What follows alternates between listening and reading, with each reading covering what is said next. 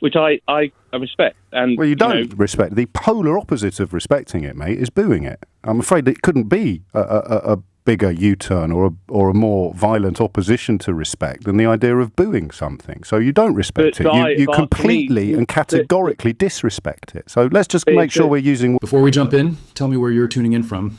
And remember to like and subscribe. Your support helps the channel grow and keeps these stories coming. All right, here's the setup. A football fan rings James O'Brien, absolutely convinced he's got a watertight defense for booing his own team's anti-racism gesture. What follows is a slow takedown. James doesn't rant. He simply lets the caller talk. And with every answer, the logic collapses a little more. The fan doesn't realize it, but he's walking straight into a trap built entirely out of his own words. This isn't about shouting or name-calling. It's about exposing contradictions so obvious that once they're pointed out, there's no way back. So let's listen to this together, and I'll give you my thoughts at the end. Tom is in Hampstead. Tom, what would you like to say? Good morning. I was actually at the Riverside yesterday, and I booed the knee. Okay. Why do you think the players are doing it? I know the reasons that they've said that they're doing it. So you booed that then? No. So you booed the reasons that they haven't said? My undertone is that when I hear the word Black Lives Matter, I think of burning buildings in America, attacking the police and violent protests. Yes. So I'm not... Have you tried not to? Sorry? Have you tried not to think that? Have you tried to think about the words and what they actually mean? One of my aunties actually was killed during a Black Lives Matter protest last year. And that's appalling. But have you tried thinking about what the words actually mean? I understand what they mean, and I agree with what do they mean? And well, they're saying that Black Lives Matter also matter. Black lives also matter. I understand that. So why are you booing it? Because of what I've just said about what I think about when I think of those words. Now, if I walk into a room and you're kneeling, I don't get to tell you why you're kneeling or what you're showing support for. I get only to ask you. So we've asked the footballers why they're doing it, and they've told us, Tom. Which I respect. And well, you don't respect. The polar opposite of respecting it, mate, is booing it. I'm afraid it couldn't be a bigger U-turn or a more violent opposition to respect than the idea of booing something. So you don't respect it. You completely and categorically disrespect it. So let's just make sure we're using words accurately. Absolutely. But it's, I think if you make a bold statement rather than just taking the knee every week, actually, I think I would respect it more. But it's just a complete, politically correct statement done. But again, you're telling them why they're doing it, and they're giving you a very different answer to that question. So what do you think qualifies you to say, I know that's why you say you're doing it, but I know better? Well, again, that's your opinion. For me... No, you boo them. They've told you why they're doing it, and you're booing them for completely different reasons. But then that's my opinion. Your opinion is that you know better than them as to why they're kneeling.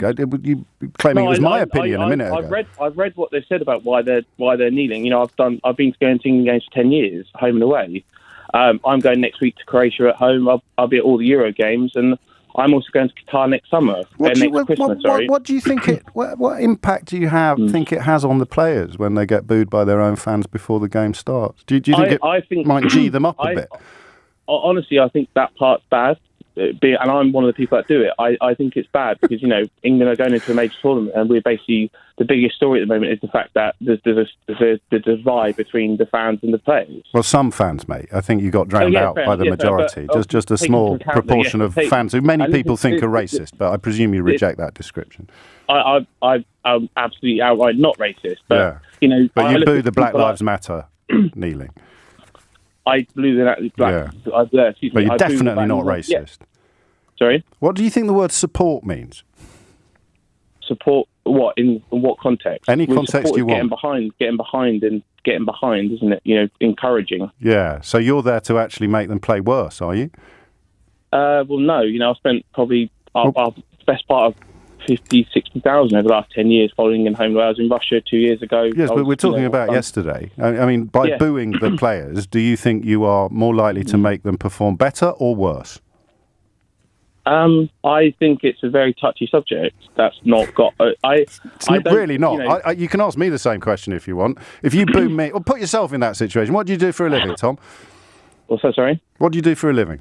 I work in the city. Okay, so if I came into your office and started booing you and disrespecting you, and you'd say to me, "Why are you doing that? I'm just trying to do my job." And I said to you, "Hang on a minute, Tom. I know what you're really up to. You're not doing that." And do you think you would perform better or worse at work? Hang on, I'm not disrespecting or like. Yes, you are. You're booing them. We've already established that.